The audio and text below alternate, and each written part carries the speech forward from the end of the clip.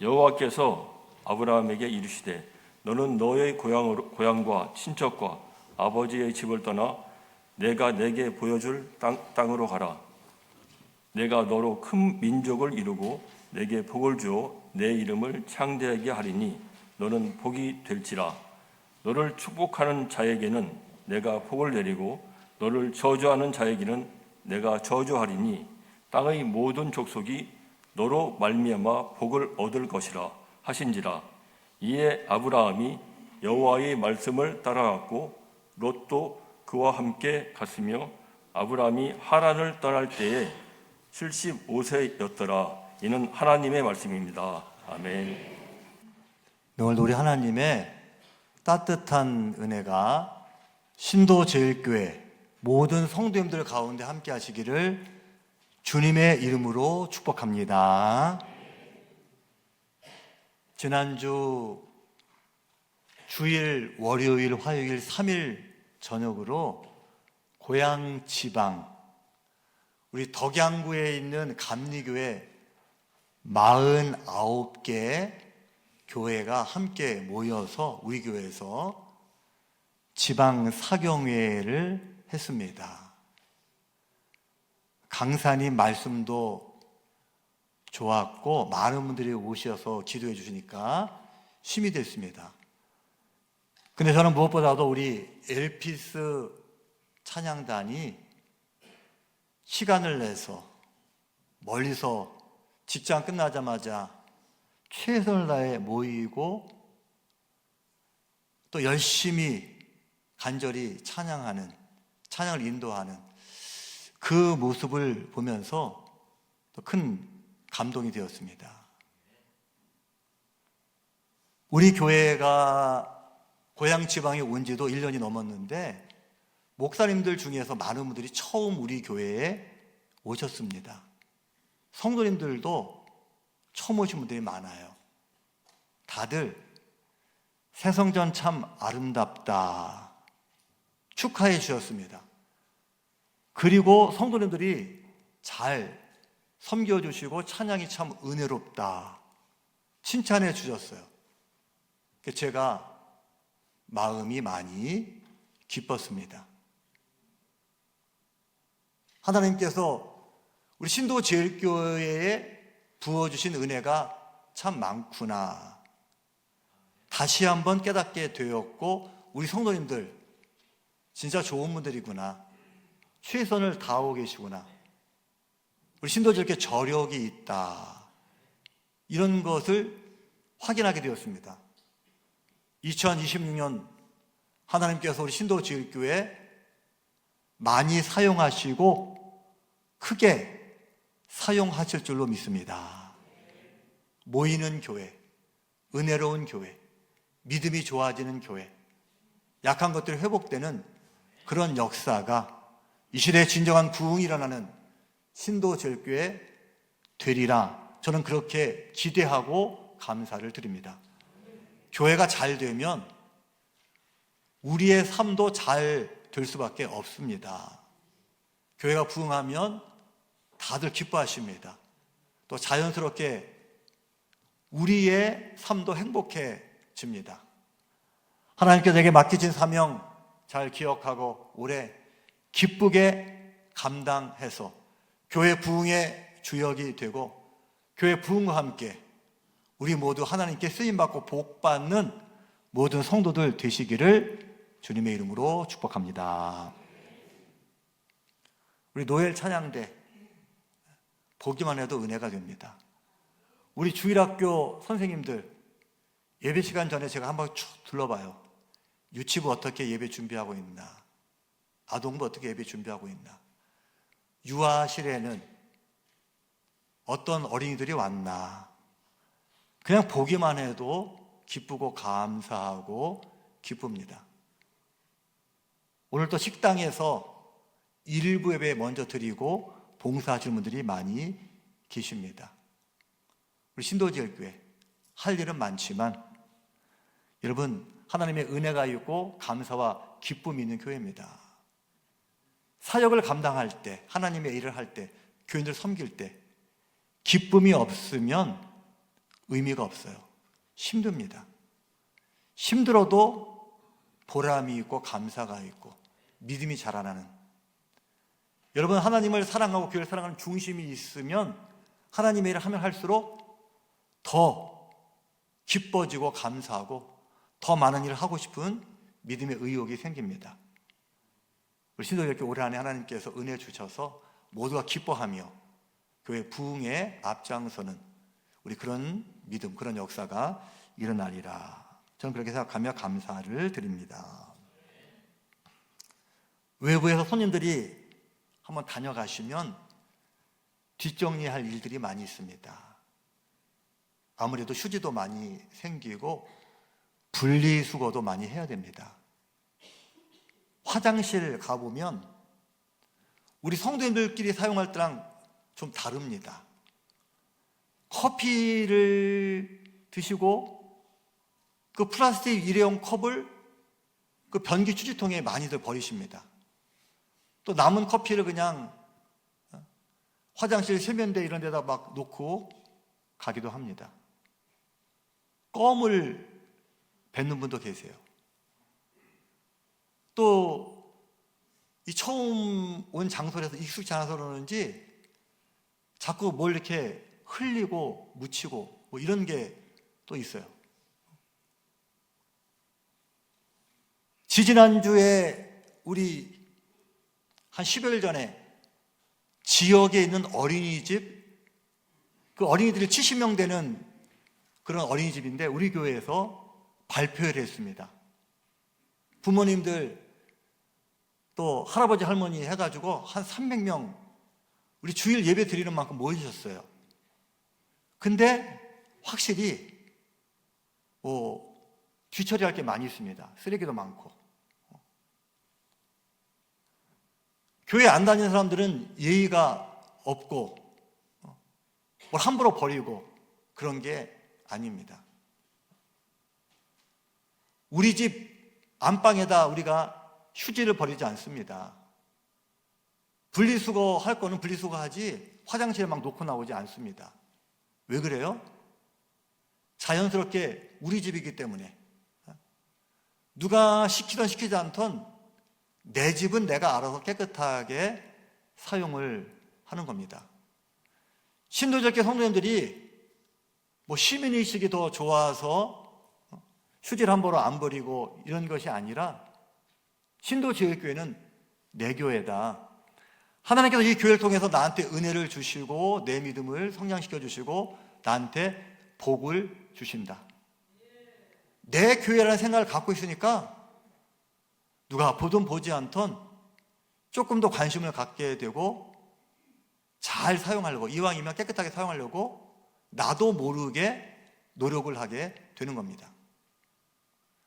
하나님은 지금도 살아계신다. 내가 예수 그리스도의 은혜로 구원받았다. 성령님이 날 도와주셔서 부족할 때마다 힘을 주신다. 여러분 진짜 그런 믿음을 가지고 나는 하나님의 자녀라고 하는 정체성을 가진 사람은 누가 보든 안 보든 하나님 앞에 부끄러운 행동을 하지 않아요. 아무도 나 아는 사람 없다 그래가지고 교회는 없다 그래가지고 이득 보기 위해서 거짓말하고 그러지 않습니다. 하나님의 자녀라고 하는 정체성이 있으면 자연스럽게 그 믿음이 내 생각과 내 마음 씀씀이와 말과 행동을 이끌어 갑니다. 성경 말씀대로 살려고 노력하는 거, 믿음대로 살려고 노력하는 거, 이것을 우리는 기독교적 가치관이다 이렇게 표현을 합니다.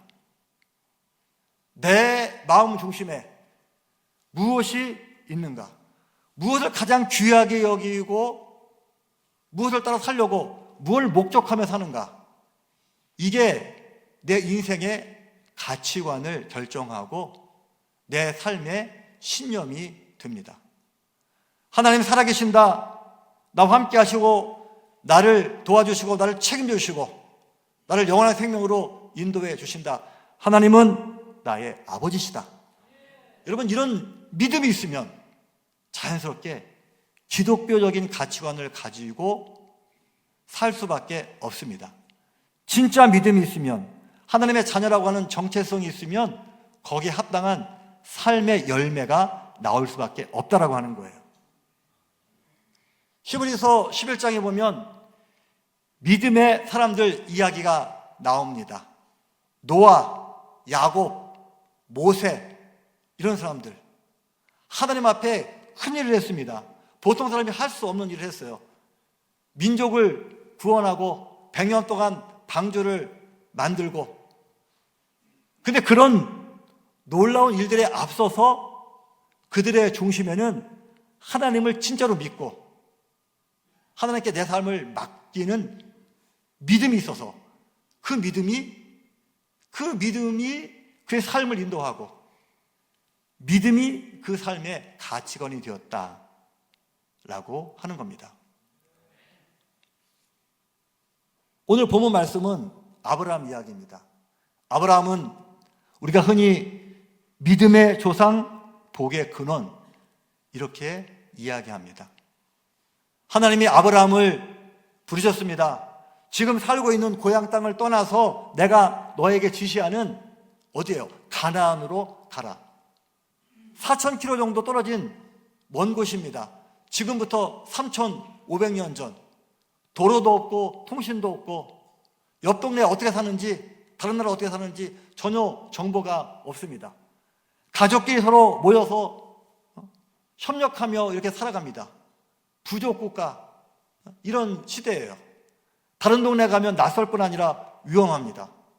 근데 아브라함 나이 75세, 아브라함이 175세까지 살았으니까 우리식으로 말하면 한 40대 중반, 50대 때에 하나님 부르신 거예요. 지금까지 살아온 모든 거 다 내려놓고 새로운 삶을 살아라. 아브라함이 순종합니다. 왜 순종할 수가 있습니까? 아브라함은 하나님을 믿는 믿음이 있었기 때문입니다. 히브리서 11장 4절 말씀 같이 읽겠습니다. 시작. 그가 하나님이 계획하시고 지으실 터가 있는 성을 바랐습니다. 지금 나는 모르지만, 내 생각으로는 계획할 수 없지만 분명히 하나님이 말씀하신 거니까 책임져 주실 거다. 하나님께서 좋은 땅으로 인도하시고 좋은 삶으로 나를 책임져 주실 거다. 하나님을 믿기 때문에 하나님의 말씀에 순종할 수 있었습니다. 아브라함에게는 아들이 없었습니다. 자식이 없었어요. 그래서 조카를 의지하다가 조카가 떠난 다음에는 엘리에셀이라고 하는 신실한 종, 이 종을 내가 아들 삼아야지. 근데 하나님께서 아내 사라의 몸종 하가를 통해서 정실 그 부인의 자식은 아니지만 이스마엘, 서자를 주셨습니다. 근데 또 하나님께서 100세에, 그러니까 우리식으로 말하면 한 60대쯤 되었을 때 이삭을 주신 거예요. 본부인 사라에게서 아들이 태어났습니다. 얼마나 귀하겠습니까? 세상 그 무엇과도 바꿀 수 없습니다. 내 목숨보다도 귀한 게 이삭, 자기 아들이에요. 근데 하나님께서 이 이삭을 제물로 바치라고 하십니다.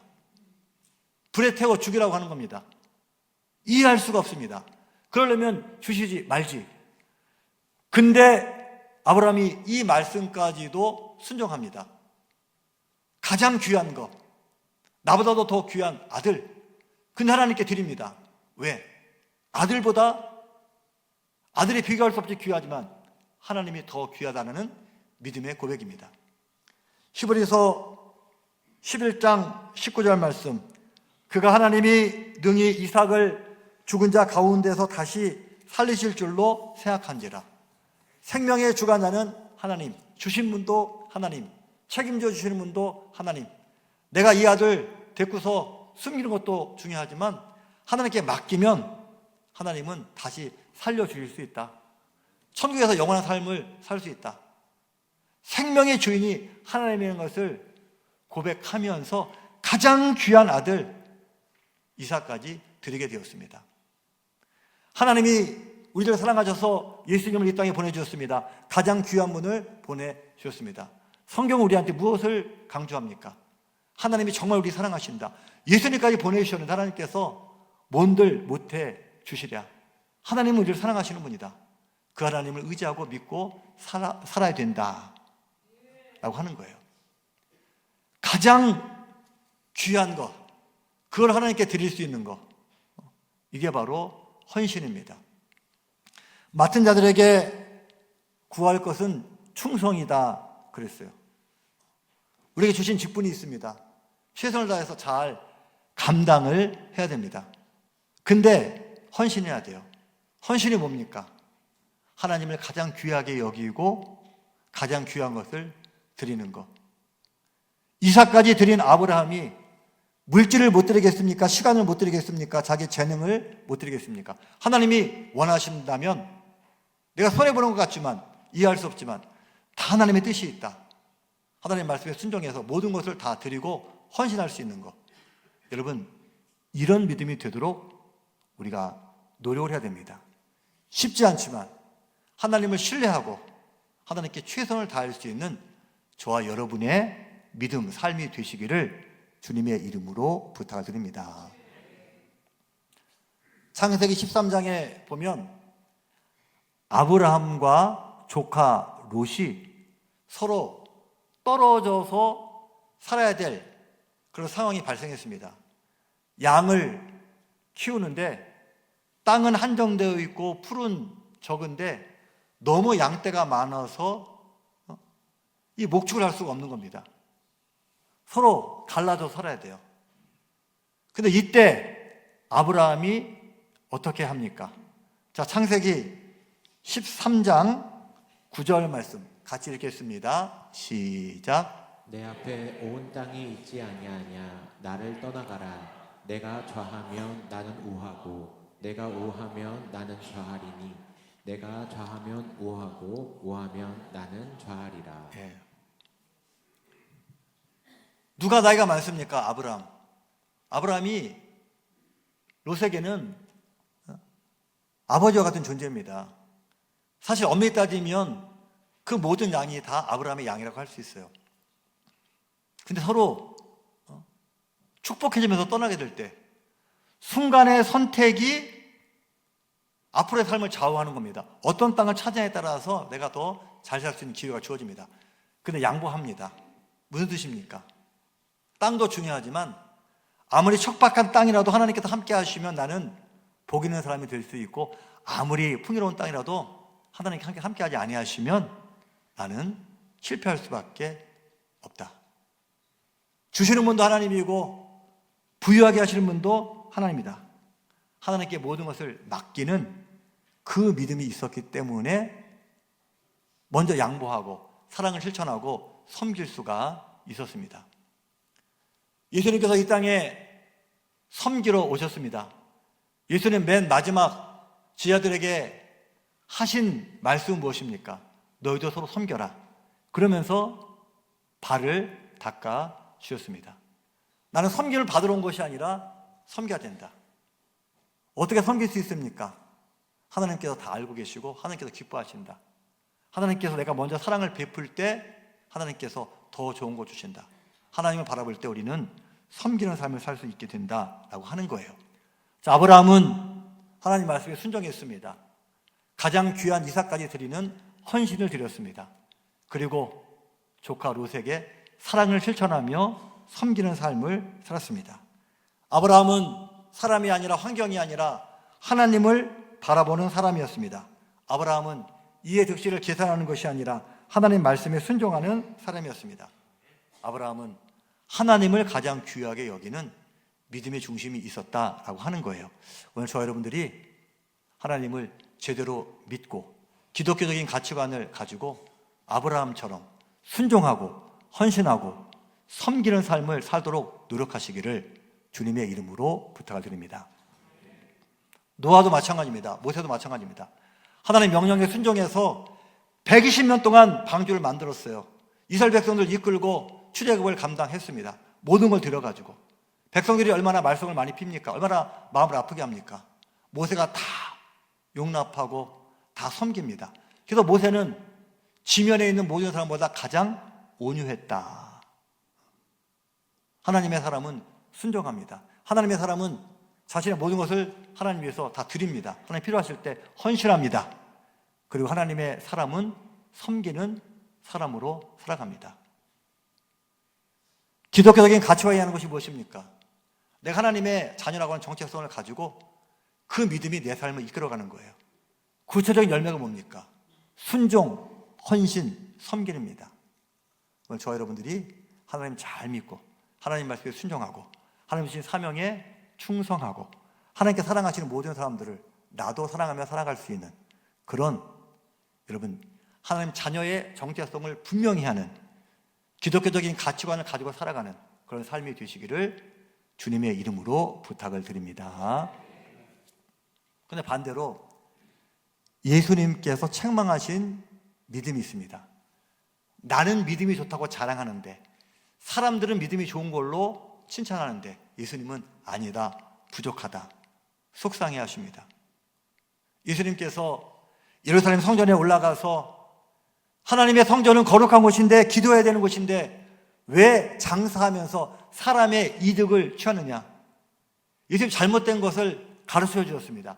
이때 제사장들이 내가 무슨 권위로 설교를 하느냐, 내가 무슨 권위로 남들 앞에 이래라 저래라 하느냐. 오늘 우리식으로 말하면 나는 신학교를 나오고 나는 목사 안수를 받은 목사인데 당신이 왜 평신도인데 교회에서 이래라 저래라 하느냐. 나는 목사니까 내 믿음이 더 좋은데, 나는 장로니까, 나는 권사니까. 여러분, 아무나 권사님 되는 거 아닙니다. 아무나 장로님 되는 거 아니에요. 다 과정이 있고 또 하나님께서 필요해서 세우셨습니다. 근데 장로님이라고 무조건 다 믿음 좋은 거 아닙니다. 목사라고 무조건 집사님보다 믿음 좋은 거 아니에요. 내가 하나님 말씀대로 살아서 하나님을 잘 분별해가지고 하나님의 일에 앞장섬으로써 모범을 보임으로써 믿음의 권위를 내가 나타내야지, 내 직분을 가지고 내 경력을 가지고 나를 드러내는 것, 그건 결코 좋은 믿음이라고 할 수 없습니다. 예수님 태어나실 때 종교 지도자들, 제사장들 어떻게 했습니까? 성경에 보면 메시아는 유대 땅 베들레헴에서 태어날 거다, 이 지식을 가지고 찾아가서 경배한 것이 아니라 오히려 헤롯 왕에게 당신이 찾고 있는 메시아는 베들레헴에 가면 만날 수 있습니다. 하나님께서 일하시는데 동참하지 않고 세상의 권력을 탐하면서 세상의 물질을 구하면서 오히려 하나님의 일을 방해했다. 이게 무슨 좋은 믿음입니까? 무지한 것 같았지만 가난했던 목자들, 예수님 태어날 때 가서 경배했습니다. 아무것도 아닌 것처럼 보이지만 이 사람들의 믿음이 더 좋은 거예요. 목사, 장로라고 하는 직분이 중요한 게 아니라 하나님께서 뭘 원하시는지를 알고 하나님의 일에 동참할 수 있는 그 믿음이 좋은 거다. 권위를 내세우지 말고 하나님들을 분별해라, 이렇게 가르쳐 주셨습니다. 사두개인들, 서기관들, 오늘날 말하면 신학 박사들, 어려운 문제를 내서 예수님을 곤란하게 합니다. 한 여인이 7명 형제와 결혼을 했는데 나중에 천국에 가면 이 여인은 누구의 부인이 됩니까? 이론적으로는 가능하지만 실제로 그런 일이 벌어질 수가 없습니다. 근데 문제는 뭡니까? 복잡하고 이상한 얘기를 해가지고 예수님을 망신 주려고 하는 거예요. 이단들이 주로 그런 활동들을 많이 합니다. 성경 딱 어느 구절 제시하고선 이 말씀을 압니까? 아무리 경험 많은 목사님도 갑자기 성경 구절 대고선 이야기하면 이 전후 사정을 모르고 잘 해석하기 어려울 수도 있습니다. 근데 마치 이 말씀을 자기식으로 잘 해석하는 이런 지혜가 있으면 대단한 믿음이고 훌륭한 믿음이고, 모르면은 잘못된 믿음이다. 신천지가 어떻게 이야기합니까? 지식이 없어서 세상이 망한다. 그 지식이 있어야 되는데 그 지식이라고 하는 것은 신천지의 말씀이다. 그럼 왜 신천지 사람들은 거짓말합니까? 아니라고 그러고 교회 가가지고 왜 교인들 꼬시고 왜 악한 일 합니까? 로마서 3장 그 7절에 보면 하나님의 영광을 위해서는 거짓말도 용인될 수 있다. 사실 그런 뜻이 아닙니다. 우리 인간은 구원을 받았어도 필요에 따라서 거짓말을 할 만큼 부족한 존재인데 그럼에도 불구하고 하나님께서 우리를 사랑하셨다. 오히려 우리의 부족함이 하나님의 영광을 드러내는, 하나님의 은혜를 드러내는 그런 기회가 된다라는 뜻인데, 이거를 이상하게 해석해가지고 한글 성경에 그 문자만 가지고 해석해가지고 목적을 위해서라면 수단은 얼마든지 바꿀 수 있다. 자기네 마음대로 막 해석하는 거예요. 그리고 뭔가 특별한 이야기를 하고 특별한 것을 알고 있으면 대단한 믿음인 것처럼. 근데 예수님, 그게 좋은 믿음이 아니다. 특별한 때에 특별한 일을 하는 게 좋은 믿음이 아니라 가장 평범한 거, 가장 기본적인 거, 근데 가장 사실 이게 중요한 거예요. 하나님 앞에 진실한 거, 다른 사람을 존중하고 사랑하는 거, 내가 해야 될 일을 성실히 감당하는 거, 누구나 알고 있는 거, 가장 기본적이고 가장 중요한 거, 그거를 일상 속에서 늘 꾸준하게 하나님 뜻대로 잘 감당하는 거, 이게 좋은 믿음이지. 특별한 때에 특별한 말씀을 이야기하고 특별한 행동을 하는 거, 특별함이 좋은 믿음이 아니라 꾸준하고 일상적인 거, 자연스러운 거, 이게 진짜 좋은 믿음이다. 예수님께서 직접 보여주셨어요. 이 땅에서 가장 책망받는 사람들, 바리새인의 기도를 보겠습니다. 자, 누가복음 18장 11절 이하의 말씀. 자, 같이 읽어볼게요. 시작. 바리새인은 서서 따로 기도하여 이르되 하나님이여, 나는 다른 사람들 곧 토색, 불의, 간음을 하는 자들과 같지 아니하고 이 세리와도 같지 아니함을 감사하나이다. 나는 일회에 2번씩 금식하고 또 소득의 11조를 드리나이다. 바리새인이 거짓말 친 게 아닙니다. 안 하고 했다는 거 아니에요. 진짜 이렇게 했습니다. 일주일에 2번씩 금식했어요. 매일 성경 보고 또 정기적으로 사람들 도와주고 간음, 토색 이런 거 하지 않았습니다. 근데 예수님은 좋은 믿음이라고 칭찬하지 않으셨어요. 회칠한 무덤이다. 겉만 그럴듯한다. 사람에게 칭찬받기만 좋아한다. 내가 열심을 낸다고 오히려 바리새인들이 예수님을 책망합니다. 우리는 열심히 금식하고 열심히 기도하는데 가만히 보니까 예수님, 당신과 제자들은 별로 기도도 하지 않고 죄인들하고 같이 먹고 마시고 놀기를 좋아하고, 그게 무슨 좋은 믿음입니까? 나만큼 열심도 없으면서 그게 무슨 좋은 믿음입니까? 예수님 뭐라고 말씀하십니까? 열심히 중요한 것 좀 보이지만 더 중요한 것은 중심이다. 내가 열심히 낸다 해서 나를 막 자랑하고 난 특별하다고 교만하고 다른 사람들 못한다고 비난하고 정죄하고, 그런 믿음은 좋은 믿음이 아니다. 열심을 내면 낼수록 더 겸손해지고 더 많은 사람을 사랑하고 이해하고, 그래야 이게 좋은 믿음이다. 열심보다 중심이 중요하다. 사람한테 인정받는 게 중요한 것이 아니라 하나님 앞에 인정받을 수 있는 그런 믿음이 되어야 된다. 예수님 가르쳐 주셨어요. 그 당시에 목회자들, 신학자들, 열심히 있는 평신도 지도자들, 예수님께서 사실 그 믿음들은 부족하다. 왜? 하나님의 자녀라고 하는 정체성을 가지고 하나님께 순종하고 헌신하고 남을 섬기는 진짜 삶의 모습이 없었기 때문입니다. 오늘 저와 여러분들도 내가 교회 오래 다녔다, 내가 교회에서 이런 직분자다, 내가 성경을 몇 번 읽었다, 내가 이렇게 열심을 낸다, 나는 이런 말씀도 잘 이해한다, 여러분, 이거를 내세우는 믿음이 아니라 꾸준하게 하나님의 뜻을 분별하고 하나님 필요하실 때 앞장서서 헌신하고 다른 사람들 사랑함으로써 하나님 자녀답게 살아가고 그리스도인의 가치관을 가지고 믿음대로 살아갈 수 있는 저와 여러분 되시기를 주님의 이름으로 부탁을 드립니다. 그래서 하나님께 영광을 돌려드리고, 그래서 내 삶이 보람이 있고, 그래서 우리 신도들께 부응하는데 쓰임받는 우리 모든 성도들 되시기를 주님의 이름으로 축복합니다.